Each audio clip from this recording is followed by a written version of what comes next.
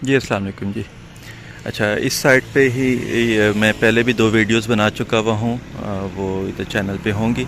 एक और सवाल जो आता है वो भी मैंने सोचा इसी साइट पे बना लूँ। ये फ़ेज़ 8 लाहौर में साइट है जहाँ पे अर्थिंग हुई हुई है। 2 अर्थिंग हुई हैं यहाँ पे, और एक की हमने वैल्यू चेक की अभी 2.4 ओहम, बाकी अभी दूसरी अभी अर्थिंग कंप्लीट हो रही है। अच्छा, एक सवाल जो कि बहुत टेक्निकल है और ज़्यादातर इसको ये जो मैं वीडियो बना रहा हूँ ये इंजीनियर्स के लिए है, शायद आम कस्टमर को और इलेक्ट्रीशियंस को इसको समझ में ना आए, लेकिन बहरहाल क्योंकि इंजीनियर्स भी ये सवाल करते हैं तो इसलिए ये वीडियो बनाना ज़रूरी है। अच्छा, अब मसला क्या होता है जब हम कहते हैं कि जी ये अर्थ की रेजिस्टेंस इतनी आ रही है, जितनी भी आ रही है, फ़र्ज़ करें कि यहाँ पे जो रेजिस्टेंस है ये हमने जो बोर किया है, ये तार ज़मीन में जा रही है, तो इसकी रेजिस्टेंस आ रही है तकरीबन 2.4 ओहम। इसका क्या मतलब है, ये किस चीज़ की रेजिस्टेंस है? क्योंकि रेजिस्टेंस तो 2 पॉइंट्स के दरमियान में होती है। जब भी आप एक रेजिस्टर की शक्ल इंजीनियरिंग में पढ़ते हुए देखते हैं तो आप एक रेजिस्टर देखते हैं, उसकी एक तार होती है, दो तार के टर्मिनल्स होते हैं, दरमियान में एक रेजिस्टेंस होती है। या अगर आपने किताब में भी देखा है तो एक लोड बना होता है और उसकी 2 तारें हैं। ज़ाहिर सी बात है जब भी आप ओहम मीटर भी देखेंगे, यानी कि अगर आपके पास मल्टी मीटर है और आपने किसी चीज़ की रेजिस्टेंस चेक करनी है, ये रेजिस्टेंस चेक करनी है, तो जाहिर सी बात है आपको ये दोनों तारें उस रेजिस्टेंस के अक्रॉस लगानी पड़ेंगी। तो इसका मतलब रेजिस्टेंस तो हमेशा 2 टर्मिनल चीज़ होती है। तो ये क्या बात हुई कि हमारे पास एक तार है सिंपल और हम कह रहे हैं कि इसकी रेजिस्टेंस है, ये कैसे मुमकिन है? तो अगर एक तार ये है तो दूसरी तार कहाँ पे है जिसकी इसकी हम रेजिस्टेंस मेजर कर रहे हैं? पहला सवाल तो ये बहुत ज़्यादा हो गया कॉम्प्लेक्स, जो कि आता भी है बहुत ज़्यादा। अच्छा, अब दूसरा सवाल भी इसके साथ ही समझ लेते हैं। दूसरा सवाल ये होता है कि मैं अक्सर कहता हूँ कि जब हम इलेक्ट्रोड डिज़ाइन इंजीनियर्स को बता रहे होते हैं कि जी जो इसमें ज़मीन में इलेक्ट्रोड गया है, इलेक्ट्रोड का मतलब जो कॉपर की रॉड, कॉपर की पट्टी या लोहे का रॉड या जो भी चीज़ एक रॉड की शक्ल में नीचे जा रही है, उसकी लेंथ बढ़ाएं तो मैं कहता हूँ रेजिस्टेंस कम होती है। और इसके फार्मूलाज मौजूद हैं इंजीनियरिंग के कि कितना बढ़ाएं तो किस तरह से क्या इफेक्ट होता है, डायमीटर बढ़ाएं तो क्या इफेक्ट होता है, वो सारे फार्मूलाज मौजूद हैं। अब मैं ये कहता हूँ कि लेंथ बढ़ाएं, जिस तरह वो आप देख रहे हैं वो कॉपर की पट्टी हाथ में उसके, मैं जूम करके कोशिश करता हूँ, ये आप देख रहे होंगे, ठीक है, ये इलेक्ट्रोड है। अब ये 5 फुट का इलेक्ट्रोड है। मैं कहता हूँ कि ये जब आप इसकी लेंथ बढ़ाएं तो रेजिस्टेंस अर्थ की कम होती है। तो एक सादा सा सवाल इंजीनियर्स का ये होता है कि उन्होंने इंजीनियरिंग का फार्मूला पढ़ा होता है, वो ये पढ़ा होता है कि लेंथ बढ़ने से तो रेजिस्टेंस बढ़नी चाहिए। किसी भी कंडक्टर का ये फार्मूला है सिंपल सा, लेंथ बढ़ने से रेजिस्टेंस बढ़ती है, कम तो नहीं होती। ये इंजीनियरिंग का फार्मूला है। आप जो भी इस वक्त वीडियो देख रहे हैं वो ये आम जनरल बुक्स में मिल जाते हैं, ठीक है। मुझे एग्जैक्ट फार्मूला नहीं याद आ रहा। Resistance equal to resistivity rho symbol होता है और multiply by L over A होते हैं, क्रॉस सेक्शनल एरिया ए, ठीक है। तो ये फार्मूला सिंपल मुझे याद आ गया। अच्छा, अब इसमें भी फार्मूला में भी ये पता चल रहा है कि कंडक्टर की लेंथ बढ़ती है तो रेजिस्टेंस बढ़ती है। तो ये क्या बात हुई कि मैं कह रहा हूँ कि जी लेंथ बढ़ेगी इलेक्ट्रोड की तो रेजिस्टेंस अर्थ की कम होगी। तो ये 2 सवाल का कंबाइंड आंसर करने की कोशिश करते हैं। और क्योंकि यहाँ पे जगह ओपन ज़्यादा थी तो मैंने सोचा यहाँ पे खड़े होके मुझे आसानी से वीडियो बनाने की जगह मिलेगी। और फ़र्ज़ कर लेते हैं कि हम यहाँ पे बोर कर रहे हैं, ठीक है, यहाँ पे बोर कर रहे हैं और ये मेरा ट्रांसफार्मर है। तो पहली बात तो ट्रांसफार्मर की न्यूट्रल वहाँ से अर्थ हुई हुई है। फ़र्ज़ करें मैंने यहाँ पे बोर किया, तो पहला सवाल ये समझ लेते हैं कि जब हम कहते हैं कि अर्थ की रेजिस्टेंस आई है 5 ओहम, तो इसका क्या मतलब है, वो किन 2 पॉइंट्स के दरमियान में रेजिस्टेंस होती है, ठीक है। तो एक पॉइंट हमने यहाँ पे बोर किया, उसके अंदर केमिकल डाला, इलेक्ट्रोड डाला और यहाँ से फ़र्ज़ करें ये तार निकल आई। मैं याद दिहाने के लिए यहाँ पे एक पत्थर रख देता हूँ कि जी यहाँ से हमारी तार निकल आई है, ठीक है। तो एक तार हमारे पास ये हो गई और दूसरा उधर हमारे पास ट्रांसफार्मर जो है वो न्यूट्रल, उसका अर्थ हुआ है। तो अगर ये अर्थ की तार निकली है तो जो भी अर्थ की टेस्टिंग करने वाले लोग हैं उन्हें अंदाज़ा होगा कि वो टेस्टिंग करते कैसे हैं।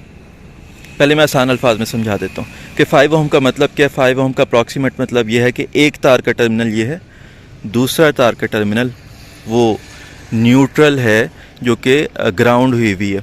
लेकिन साथ ही फ़ौरन इंजीनियर्स ये सवाल करेंगे कि जब हम टेस्ट करते हैं मीटर लगा के तो हम इसके साथ ग्रीन तार लगाते हैं मीटर की और येलो तार इससे थोड़ी दूर लगाते हैं और फिर रेड तार लगाते हैं, लेकिन हम कोई भी तार उस तक तो लगाते ही नहीं है, ट्रांसफार्मर के न्यूट्रल पे जाके थोड़ी कोई तार लगाते हैं।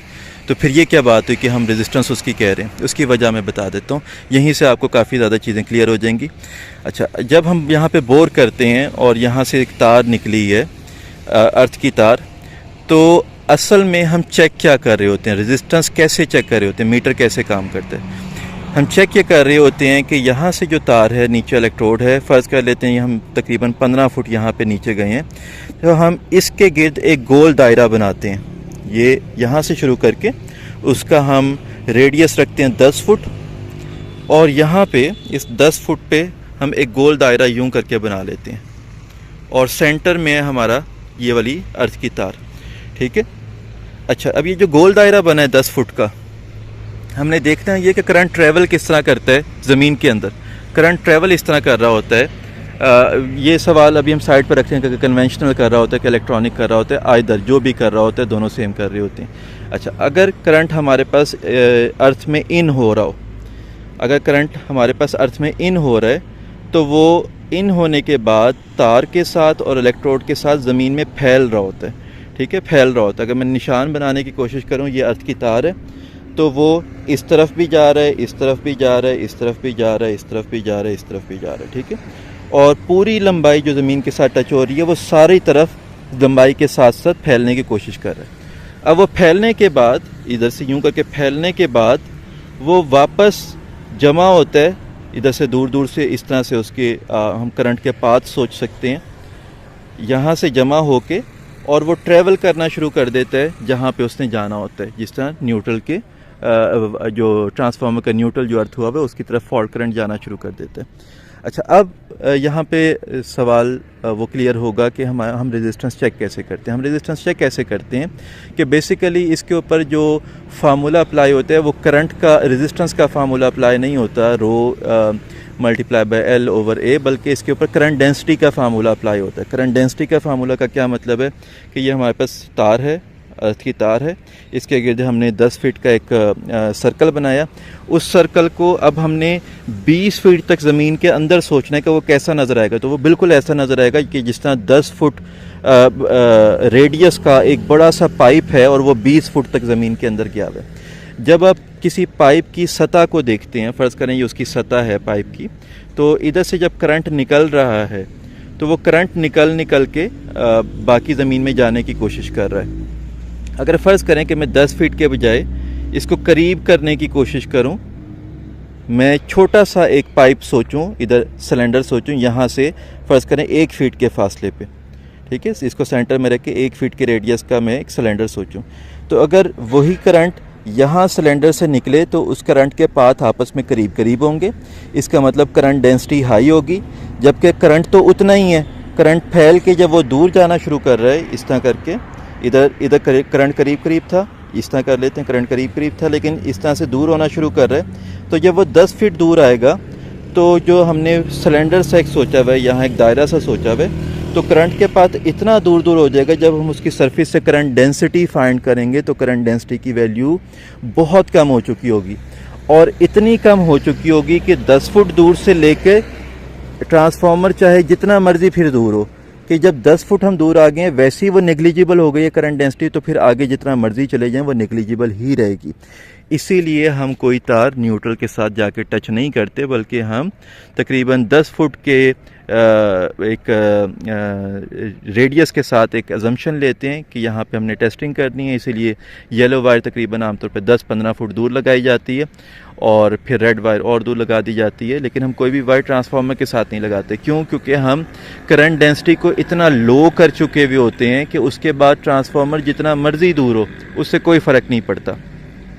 ठीक है, तो ये असल में इसके ऊपर करंट डेंसिटी का फार्मूला अप्लाई होता है। हमें दोनों चीज़ों के आंसर मिल जाएंगे कि पहली चीज़ ये कि हम किन 2 टर्मिनल्स के दरमियान में रेजिस्टेंस देख रहे होते हैं। हम अर्थ वायर और वापडा की जो न्यूट्रल अर्थ हुई है उसके दरमियान में रेजिस्टेंस देख रहे होते हैं, जो भी हमारे पास आ रही है, 5 ओम, 2 ओम, 3 ओम, जो भी चीज़ आ रही है।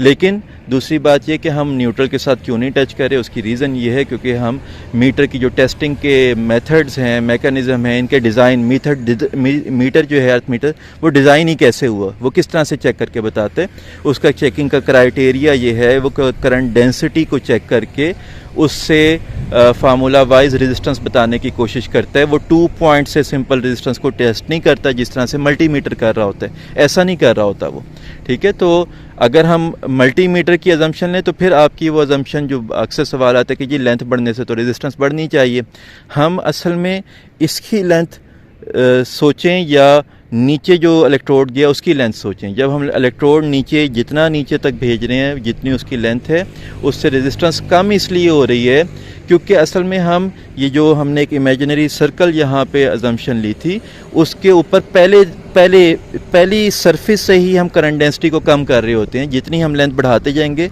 करंट डेंसिटी उतनी कम होती जाएगी। तो जैसे जैसे करंट डेंसिटी कम होगी फ़ौरन रेजिस्टेंस लो होना शुरू हो जाएगी, ठीक है। तो ये फार्मूलाज अलग हैं और इसको हम मर्ज नहीं कर सकते।